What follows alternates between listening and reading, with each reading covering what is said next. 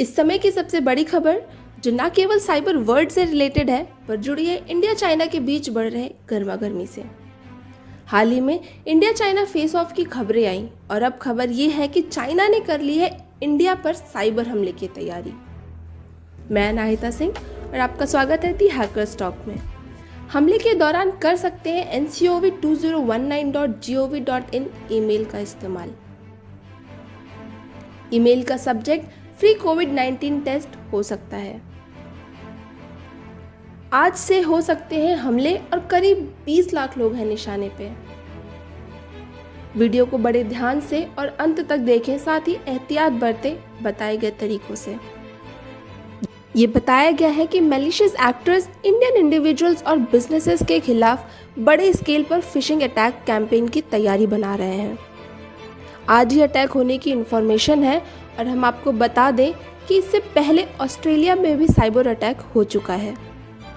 Fishing campaign में government द्वारा funded कोविड-19 support initiatives के लोकल अथॉरिटीज के बहाने मैलिशियस ईमेल्स का उपयोग करने की उम्मीद जताई जा रही है। इस तरह के ईमेल फेक वेबसाइट्स के रेसिपिएंट्स को भेजने के लिए डिज़ाइन किए जाते हैं, जहां उन्हें मैलिशियस फाइल्स को डाउनलोड करने या पर्सनल और फाइनेंशियल इंफॉर्मेशन दर्ज करने का ऑप्शन भी दिया जाता है। बताया जा रहा है कि fishing campaign government agencies, departments and trade associations को टारगेट करने के लिए डिज़ाइन किए गए हैं, जहां इन्हें गवर्नमेंट फाइनेंशियल एड के संवितरण की देखरेख करने का टास्क दिया गया है। मैलिशियस एक्टर्स 2 मिलियन इंडिविजुअल्स की ईमेल आईडीज़ का दावा कर रहे हैं और कुछ ऐसे सब्जेक्ट का ईमेल भेजने की प्लानिंग कर रहे हैं। दिल्ली, मुंबई, हैदराबाद, चेन्नई और अहमदाबाद के सारे रेजिडेंट्स के लिए फ्री कोविड-19 टेस्टिंग। ऐसे ही कुछ ईमेल के जरिए उन्हें पर्सनल इंफॉर्मेशन प्रोवाइड करने के लिए उकसाया जाएगा। ये भी बताया गया है कि मैलिशियस एक्टर्स ईमेल में अलग अलग अथॉरिटीज जैसा दिखने के लिए फेक ईमेल वगैरह की प्लानिंग कर रहे हैं। इंडियन इंडिविजुअल्स और बिजनेसेस के लिए फिशिंग कैंपेन में यूज़ किए जाने वाले ईमेल जैसे ncov2019@gov.in होने की उम्मीद है और अटैक शुरू होने की जानकारी भी है। ऐसे साइबर अटैक से बचने के कुछ तरीके जो आप अपना सकते हैं। किसी भी अनजाने ईमेल अटैचमेंट्स को ओपन ना करें, चाहे वो आपके कॉन्टैक्ट लिस्ट से ही क्यों ना हो। किसी भी नए ईमेल को खोलते वक्त कॉशियस रहें। जब तक आपको कंफर्म ना हो कि ट्रस्टेड कॉन्टैक्ट से मेल आया है, तब तक ना ओपन करें। स्पैम फिल्टर्स को अपडेटेड कर दें और एंटीवायरस फायरवॉल्स को भी अपडेटेड रखें। और सबसे ज़रूरी बात, डेटा बैकअप ज़रूर ले लें। कोई भी अनयूजुअल एक्टिविटी मेल में हो तो इमीडिएटली incident@cert-in.org.in पर रिपोर्ट करें। याद रखें, यह अटैक सिर्फ बड़े ऑर्गेनाइजेशंस या गवर्नमेंट को ही नहीं बल्कि किसी भी व्यक्ति विशेष को टारगेट कर सकता है। तो आप और हमें सावधान रहने की बड़ी आवश्यकता है।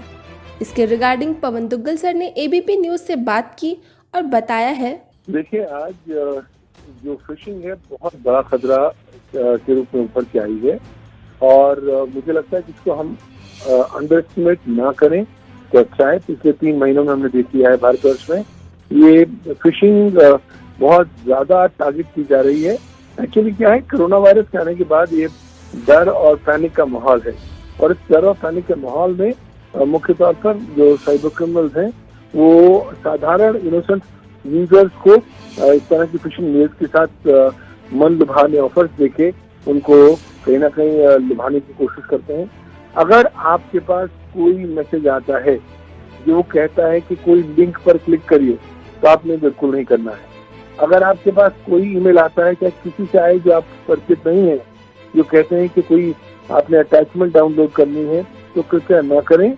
अगर ऐसा करेंगे तो फिशिंग का शिकार हो जाएंगे और न केवल पैसे से जाएंगे, आपके फाइनेंशियल डेटा भी भरपूर रूप से दुरुपयोग हो सकता है। बिल्कुल, तो बचने का यही तरीका पवन जी कि इस तरह से अगर कुछ भी संदिग्ध नजर आए तो उसे ना खोलें, उसे ओपन ना करें ऐसे अटैचमेंट को। देखिए, कहीं ना कहीं अब हम सबको ना समझना पड़ेगा कि अब इस कोविड-19 काल में साइबर क्राइम बहुत तेज रफ्तार से बढ़ गया है। साइबर सुरक्षा में सेवें बहुत बढ़ रही हैं, तो कहीं ना कहीं हम स्वयं ही बीड़ा उठाएं तो अच्छा है। साइबर सुरक्षा को जीवन जीने की शैली के स्वरूप में अडॉप्ट करें।